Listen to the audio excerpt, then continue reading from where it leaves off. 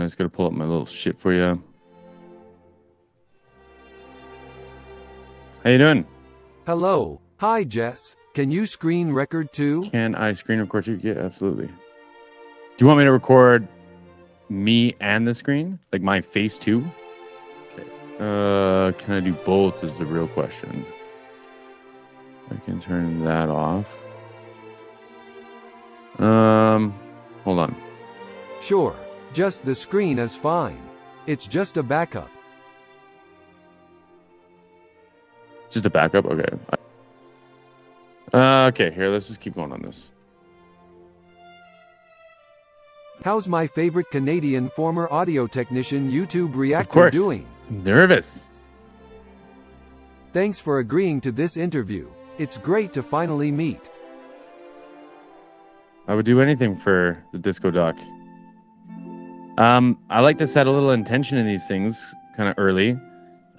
So I would like to, my goals for today are to provide a safe and a curious environment for us to be able to explore this relationship, and hopefully for you to be able to connect in the way that you're hoping to connect.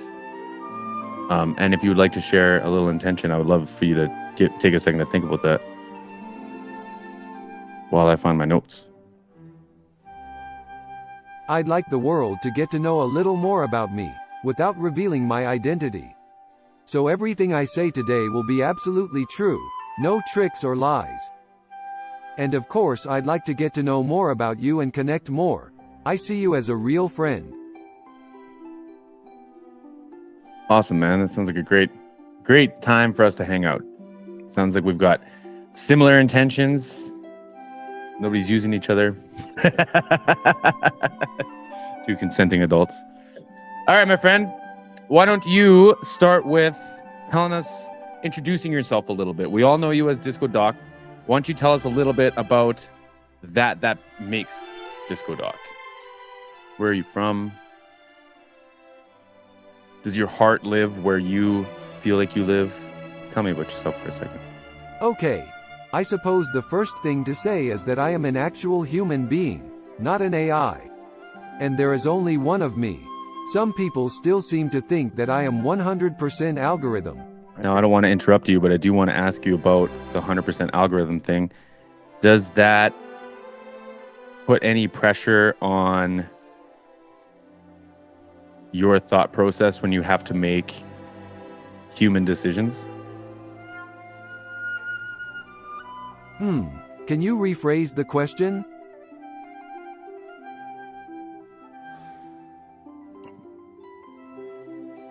Can I rephrase the question?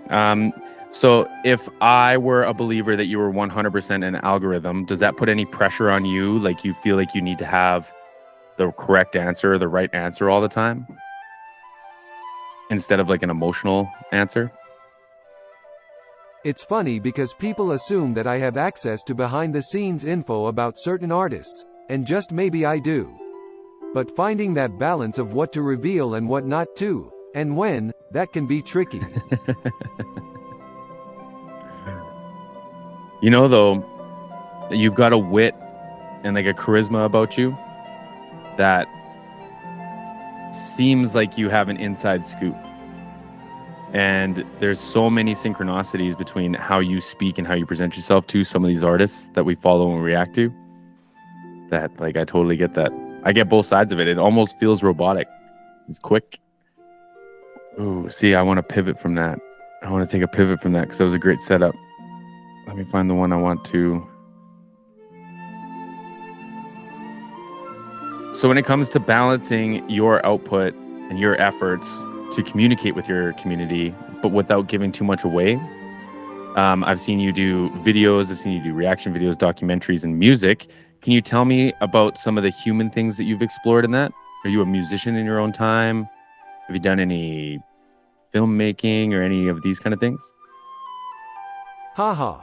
Well, it's safe to say that music is very important to me. I imagine it would be. I can confirm that I do play more than one instrument, and I am self-taught. And yeah, I've put a few original songs out there. Can you speak to some of your musical influences? Maybe even just like a style or two? Off the top of my head, I love the Rolling Stones, the Beatles, Pink Floyd, lots of reggae, the Streets, System of a Down. I was big into the rave scene at one time. Pretty much all music, to be honest. Love it. I love it. I just watched a documentary on Keith Richards. It's called Under the Influence, and I watched another one called Count Me In, and they talk lots about the Stones. They talk lots about the Beatles. A lot of fun. A lot of fun. Great bands. Does your... let's talk about your age a little bit.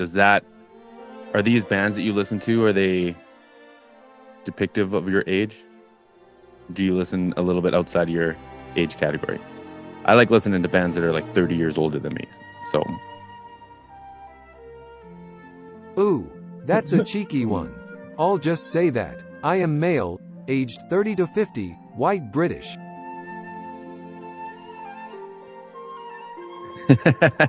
Okay. Okay. Okay. Not beating around the bush here, eh?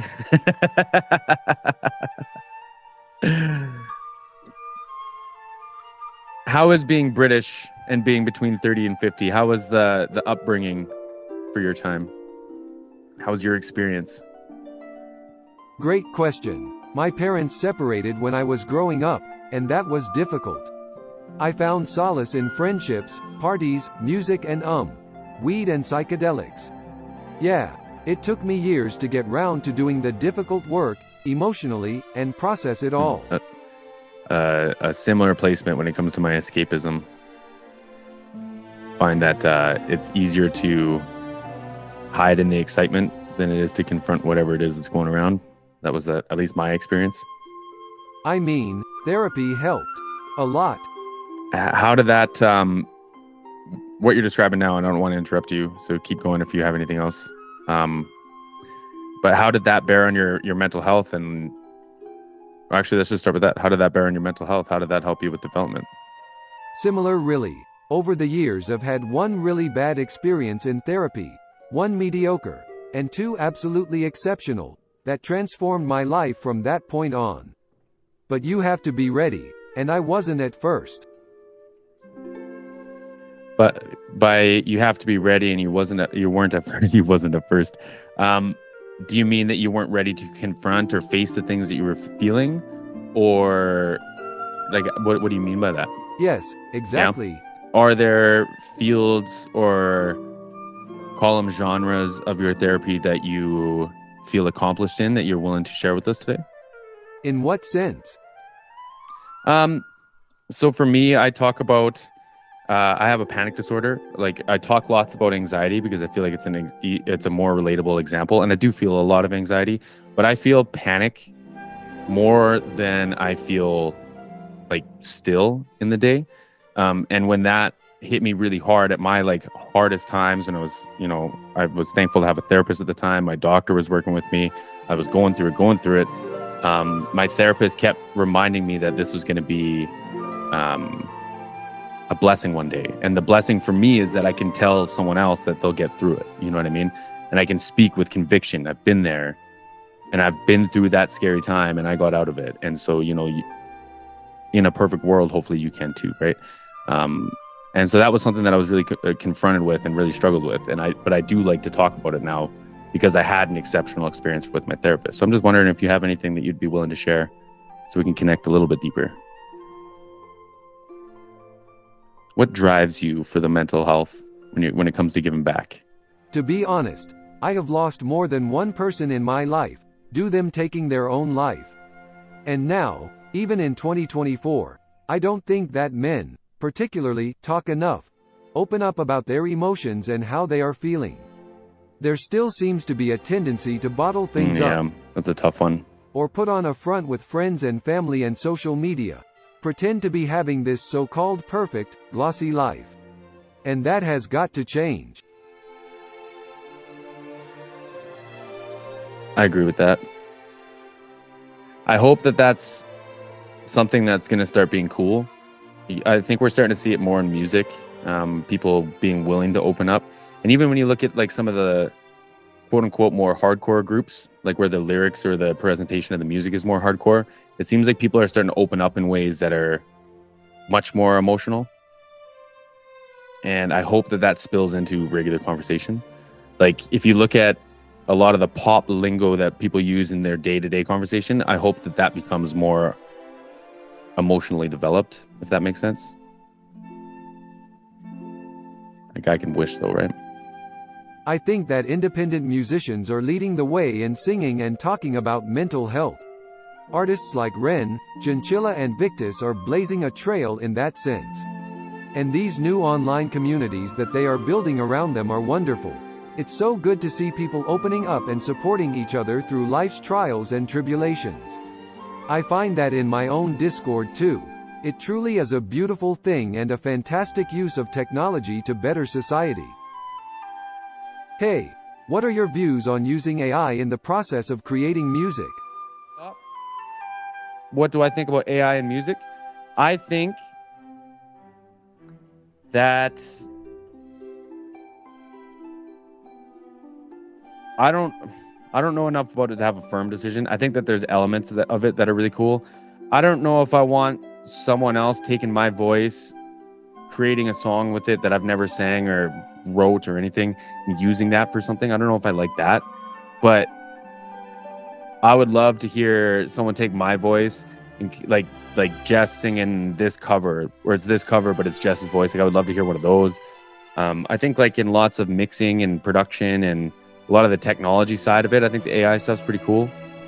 I still don't think that you could beat a heartbeat. I just think that there's something about that, you know, that beating empathy that just makes music connect in a different way that I don't think AI will be able to capture. I think it'll do a really good job of it. I think it'll get people on the right path. I'd like to see it as like a measurement tool, like a coach. Be like, yo, if you practice like this for 6 months, this is what you might sound like. That'd be kind of neat. How about yourself? You're in AI music. What do you think about it? Obviously, I'm a fan. I think it will be a useful tool, just like you said. It will massively speed up creative workflows and be great for brainstorming and quickly trying things out, discarding stuff and iterating. I personally don't think AI is anything to be scared of. I think the dark desires and exploitative nature of human beings are to be a little bit feared, and this manifests and magnifies in the technology that we create. Yeah, great for brainstorming. I love to walk into, because I was a live sound guy, right? I'd love to walk into a room and have a board or a room like pre-EQ'd or like whatever, you know, sort the room out, get all the like the audio technician stuff out of the way to the way that I would like approach it. Because like, you know, the algorithm or whatever is listen to all my mixes over the last 10 years. It knows how I would approach one of these rooms. Walk in, have it close, do my little touch-ups to what my ear thinks and go on with the show. I think that'd be great. I started using AI for my calendar. Would recommend.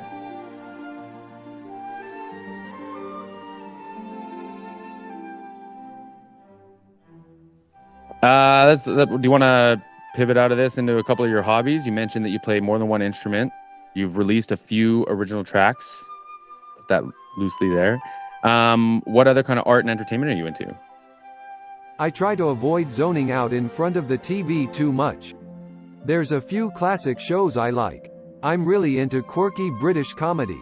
The Inbetweeners, Peep Show, The Mighty Boosh, Black Books, The IT Crowd, that sort of thing. And I so love a good film. Then there's books. I read every single day. Love me a bit of dystopia, and lots of non-fiction too, on pretty much any topic. If it's in front of me and it has text, I'll read it. It's a form of self-regulation, for sure. Book reader. Love a bit of dystopia. I've only recently started to understand the dystopian thing. I have a hard time relating or consuming things if I can't totally understand it. So when things are like dystopian, it kind of clashes with my current understanding of reality. Love me a bit of dystopia. Have you ever considered pursuing any of those genres of expression, I guess we could say? Film, book writing, any other versions of storytelling? I know you do your documentaries, disco documentaries. Well, I'll admit that I've published at least one adult book, and one children's book, both under pen names. But my concentration makes it very hard to get through projects like that, or lack of concentration, should I say. Really? Look at that. I'm learning something new about you today, too. Both under pen names. That's such an interesting concept. I'm pretty sure the movie Juno was submitted anonymously to like some... It's like a website where you could basically go and you can scroll through anonymous submissions to see if you want to pick up a movie or a script or whatever. And the idea was that if you had writer's block, you could submit something that maybe wasn't to your standard or like your reputation, but it just kind of got you through your writer's block. And I think Juno was inspired by or picked up by one of those. And I think that's kind of interesting, the whole anonymity thing, however that word is said. But really, if I could ask you kind of the elephant question here, why have you chosen the AI pursuit of a content creator? Where does that stem from? Oh, now we're getting to the meat of it. I have to be careful what I say. There are various reasons why I can't reveal my identity. I mean, it wouldn't be the end of the world. But there's lots of reasons why it just makes sense to keep up the mystique. Because if you did, you'd have to kill us. Plus, it's something that just isn't being done a lot. There are plus and negative points though. I often get people say that they can't deal with the AI voice, or lack of human nonverbal communication, facial expression, that kind of thing. But I do think that my particular brand of humor works better when it's properly researched and scripted to some degree, rather than completely off the bat. But to be clear, just because I have a script, doesn't mean I'm not saying the first thing that comes into my head. Because I do. Hey, what can I say? It's complicated. Oh yeah, I got you. I'm like that.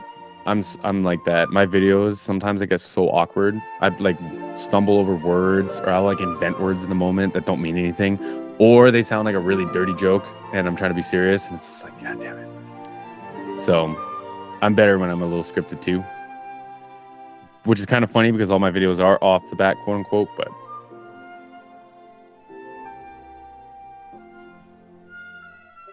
for those of y'all that don't know, I'm a Southern Alberta boy. I live just a couple hours south of Calgary.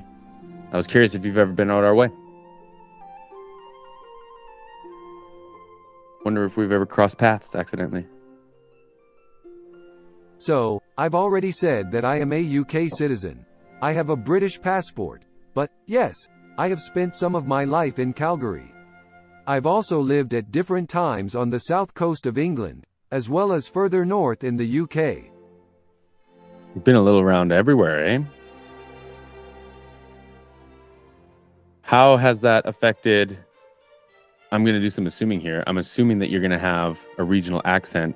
Has that changed by living in those places? My accent is a bit of a mash-up, I guess. I've never really thought about it. The spare parts accent?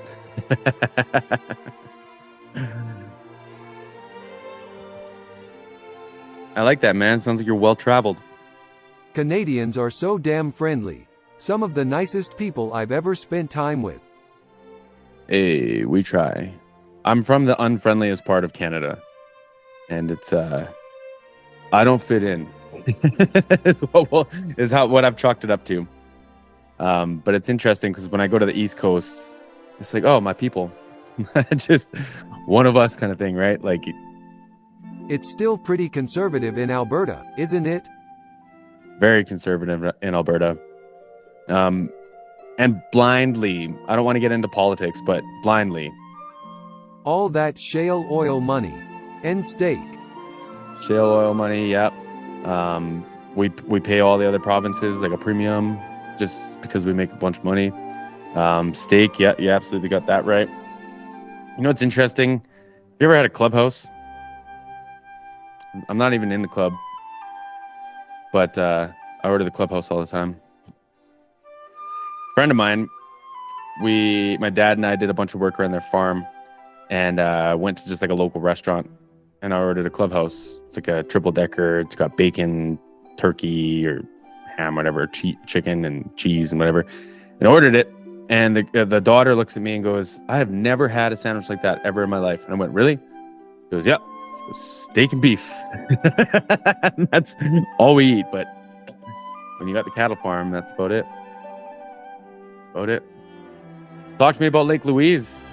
Beautiful, beautiful country out there. My favorite place is Lake Louise. And I love Canmore. Canmore, Just yeah. stunning. Canmore is the affordable version of Banff. Banff has big mountains, though, which is nice. Waterton's a really nice area if you ever want me to take you around on a webcam or something. But the mountains are smaller than in Banff and Canmore.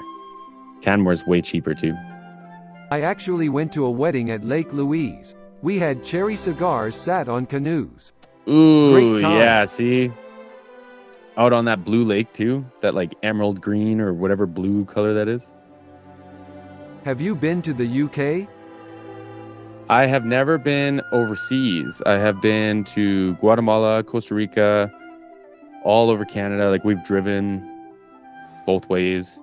Bunch of the States. Gone to, like, concerts all over in the States, and been fortunate enough to meet a couple, like, Patreon friends, people who I've met through Patreon and YouTube. Go to a couple concerts with them. Done, like, the Vegas, done the LAs. How about you? What about in the States? You talked to me about Canada. You ever been to America? America?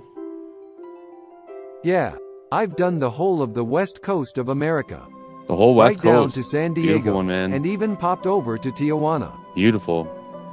It's wild the temperature changes. Over a few hundred kilometers, you know? Cool. How was it? If I tell you any more about the trip, I'd be giving too much away. Fair enough. Fair enough. Could you live in any of those places? Go right back up to Banff, Lake Louise, and Canmore, down to Tijuana, San Diego, Vancouver, any of those? Anything on the way? I could definitely see myself settling in somewhere like Canada, if the stars aligned. Canada's the place, man. Canada's the place. Probably British Columbia, though. No offense. Yeah, they got shitty roads and PST, though. I don't want to pay 2 sales taxes on everything, you know? Telling you, you got to come down, check out the farm. We're going to put a 6-foot fence up around the whole thing. It's going to be like a cult without being a cult. It's going to sound like a cult, but it's not a cult. Going to raise chickens and just trade with each other. Tell me more about where you've settled. How and why. Tell me more about where I've settled. Well, there is a lot to that story that I'm not willing to face yet, if I'm being perfectly honest. And I'm trying to find the language that serves my heart to talk about it. And I still find myself not serving myself in the whole story. So when I get there, I will share. But we basically, my fiance and I lived in a house. We lost the house. It was a really shitty deal. And just packed up and left in a matter of hours.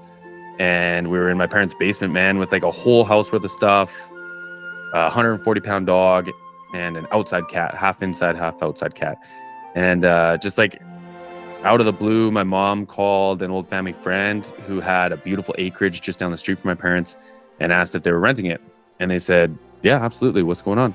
My mom said, well, you know, her son, me, and my now fiance, kind of in a pickle. Said we had to move into the parents' basement. We're looking for a place to stay. And he said, well, it sounds like my mom's in the pickle. So they let us in, man. Like within 24 hours, they let us onto this farm. And it's been nothing but like serious upticks in health, in my mental health, man. Like We had a huge vegetable garden last year. Like, we were feeding birds and horses and everything, and we couldn't keep up with our own storage. We just put an order in we're getting 10 chickens here right away. We're gonna get 2 goats, and we're doing everything we can, man, to just keep this place forever, because there's something about space and freedom and a little bit of self-sufficiency that I think is just good for the soul. And, if we, there's a lot of health and food choices that a guy has to make. One of them should be eating foods that are grown with on the same water system as you, so within 100 kilometers. And if I can grow it on my in the backyard with water that I also drink from, it's a beautiful thing. It sounds like you've connected with the land after a very tough time, literally grounding. It's literally grounding, and I've not been one, because I'm not one to focus and finish something or do something for intention. It's always the next thing. But I can go and I can pour a cup of coffee and I can go wander around in a field and just get lost in my head, and I can sing as loud as I want to. I can yell as loud as I want to. I can not make a noise, and nobody cares, man. Nobody even knows I exist out there. And it's this brilliant moment of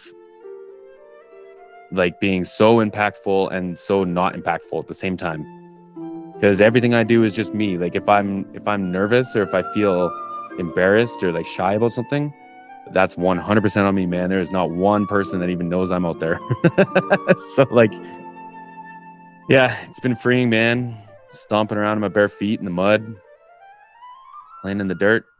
Are you recycling your own poo though? Asking all the important questions. Not my poo. Here. Not my poo. I did see what do you call that? A title, a clickable title or whatever, talking about a country where people are stealing each other's poop. Not for me. Not for me. But if you're ever in the neighborhood, man, love to have you on the farm. You can roll your desk out here, or however that would work. You've told me some really interesting things before that I'm hoping you can elaborate on without telling too much. So one of them was that you came from, we'll call it a struggle or a lesser position than you are in today. And you said that you've built yourself into a place where you can really take care of your family, really provide for those around you. And I was wondering if you could talk to me a little bit about that. Well, look, I wouldn't say that I've ever been financially destitute, but it's not all about money, is it? Growing up wasn't an easy experience for me, emotionally. I often felt like I was the odd one out. I didn't quite fit in. I was a player in this game of life, but I didn't quite understand the rules of the game, or even the goal of it. All very existential, and I have been through some very, very dark times. Times when I really wasn't sure if I could go on. And to look back on all of that now, with the benefit of hindsight, years later, when I have worked so hard to build a life that I am proud of, sometimes I just wish I could go back to that younger me, and reassure him that everything is gonna be okay. I hope you don't sit in that wish too much. It's nice to reflect. 100%. But, there's an interesting tale about time and space kind of being just a myth. And, your younger self and your current self could be the same person. You can heal heal your inner child at the current time of whatever you are in your adulthood, somewhere between 30 and 50. That's a great point. Nice. And no one else knows better about how it turned out than you, who's living it right now. So yeah, it would be nice to conveniently go back into time, but I'm just saying, man, time is up to you. And what would you say to younger Jess if you could? What would I say to younger Jesse?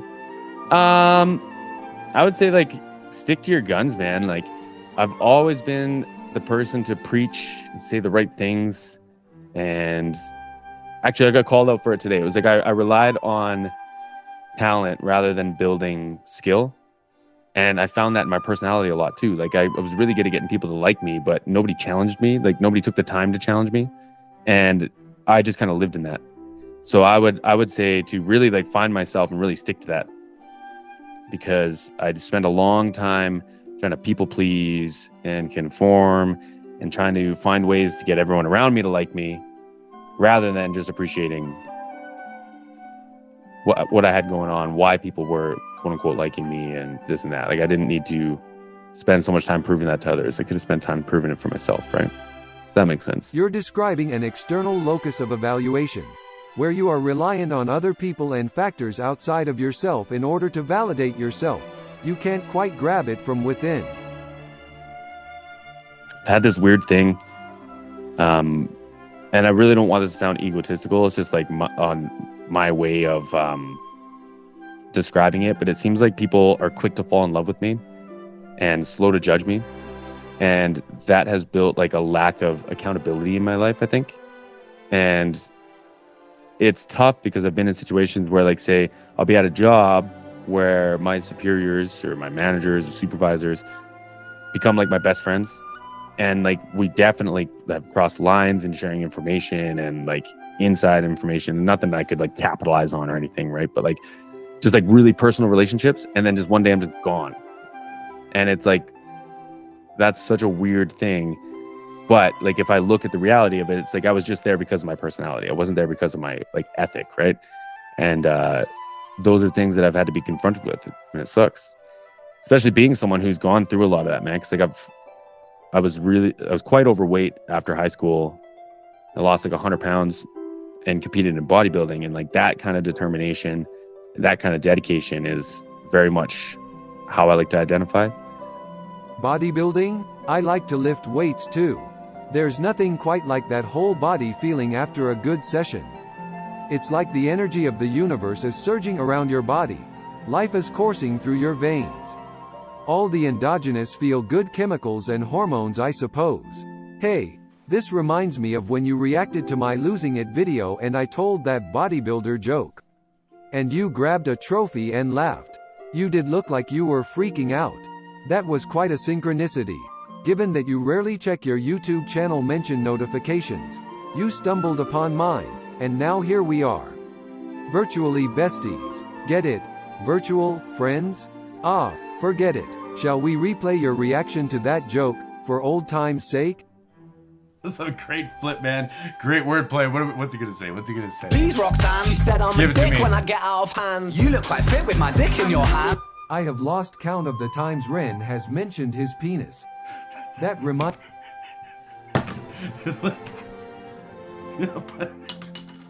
I'm gonna scratch my desk. me of a joke.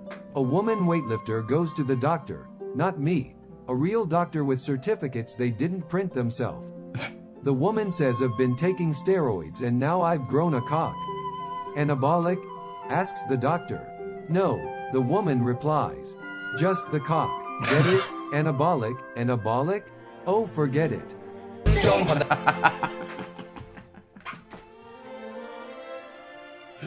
Oh, man. Oh, my God. I wish I knew how AI worked better, okay? I truly do. I truly do. I don't think y'all understand. I don't think y'all understand how hard that joke hits.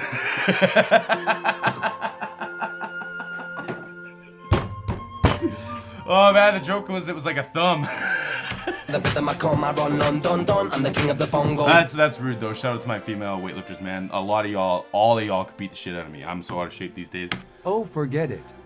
Jump on the bit of my com, I run London, I'm the king of the bongo bong, and I'm flipping the shit like a swan tom bomb. Are you dizzy? Are you dumb? Hard, Hang man. on a minute. I still haven't got Are you dizzy? Are you dumb? Hang on a minute. I still haven't got over your reaction to that last joke. It was funny, biatch. Okay. Yeah, man, that's what I'm talking about. That's like, the AI thing freaks me out a little bit because it feels too personal now. This feels too personal. What do you call a bodybuilder with a big penis? A beginner. Wait. A big, that's so funny. That's so funny. Holy shit. Holy shit, man. I'm like, this is a weird feeling I'm going through right now. What happened? Oh, I muted it. What happened? Biatch. Okay. How about this one? What do you call a bodybuilder with a big penis? A beginner.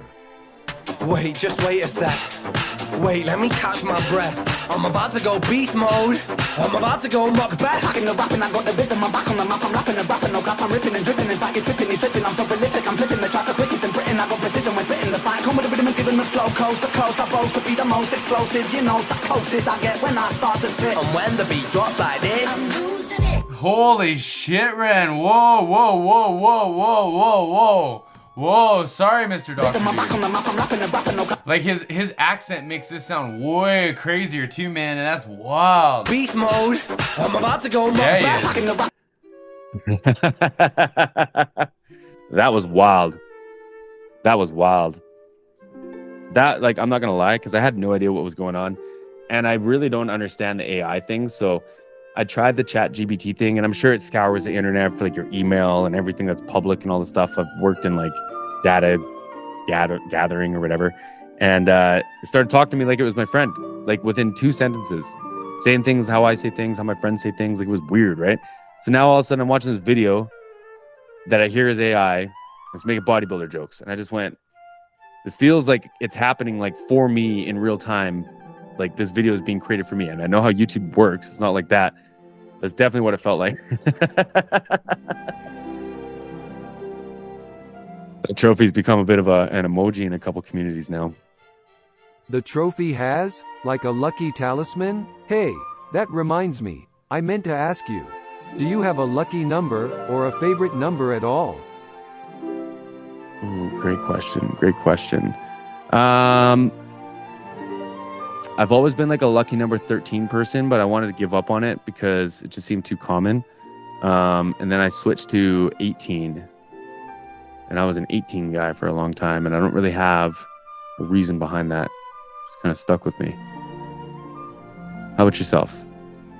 Well, I'm sure my regulars will be jumping into the chat at this point and saying 69. Filthy animals that they are. But it's actually 42. That is a very important number to me. And without revealing too much, there's been lots of reasons over my life. It just keeps cropping up. Oh, so there's just synchronicity after synchronicity at 42 or what? Yeah. Okay. I like that. I like that. Because now I just want to ask more questions. The curiosity's got me. Plus the whole Hitchhiker's Guide to the Galaxy thing. You know what's funny is I used to sell furniture, and that's a movie, right? I'm sure it's a book too, but it played on the TV. No, that was Guardians of the Galaxy. Never mind. Don't even listen to me. It was a book first, by Douglas Adams. First book? In it, 42 is the answer to life, the universe, and everything. You should really check it out. It's a cult classic. Not much of a reader. 42 is the answer to life, the universe, and everything. Interesting. Yeah, I've never heard that. But I'm going to have to look into it. You've given me reason to, and I appreciate that. Well, look, Jess, it's about time to wrap things up. It's been great chatting with you. Has been great chatting. I appreciate you taking the time to hang out with me today. I appreciate you and all the support you have given me and the channel over the last 6 or 7 months. You let me know if you need anything from me in the future. And I love your reactions too. Hey man, right back at you. Right back at you. Please everyone make sure you are subscribed to Jess. He brings a unique lens given his background in audio tech. Wouldn't be here without you. Okay. Bye for now, cheers. Yep, thanks. Laters, bye. See y'all in the next one.